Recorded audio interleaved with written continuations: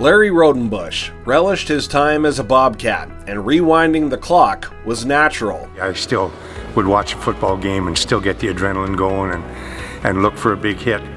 Nowadays, when I look at a big hit, all I can feel is aches and pains. Born in Oxbow, Saskatchewan, Rodenbush moved to Brandon at the age of 11 in 1959. I was on a farm until I was about 8, and then moved into a small town. Didn't play any sports prior to that, but then playing with the neighborhood kids, playing ball or football or some kind of game. In high school, he excelled in basketball and football and was recruited to play both at Brandon University.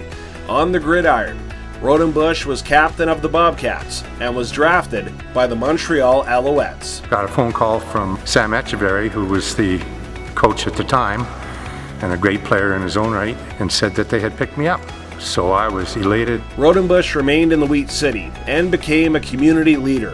In 1985, a once-in-a-lifetime opportunity came forward when his Neelan Spartans varsity girls volleyball team represented Canada at a club championship in Germany. We were a short team, as the teams that come out of Neelan for those years were. Didn't really get beat up, but we did come second a lot of times. Focusing solely on the end result was never Rodenbush's style. My joy always came from that smile when someone was successful, even not necessarily winning, but successful in doing better. Rodenbush and the Spartans would reach the top in 1990 when they captured a 2A provincial basketball title. After more than 30 years of coaching and teaching, Rodenbush retired in 2005.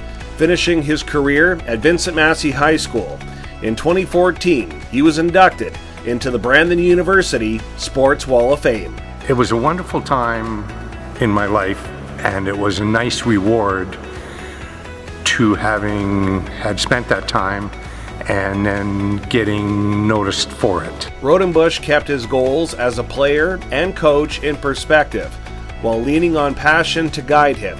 It led to establishing a Football Legacy Scholarship to assist current BU student athletes. I owe Brandon University basically my life. This is where I met my wife.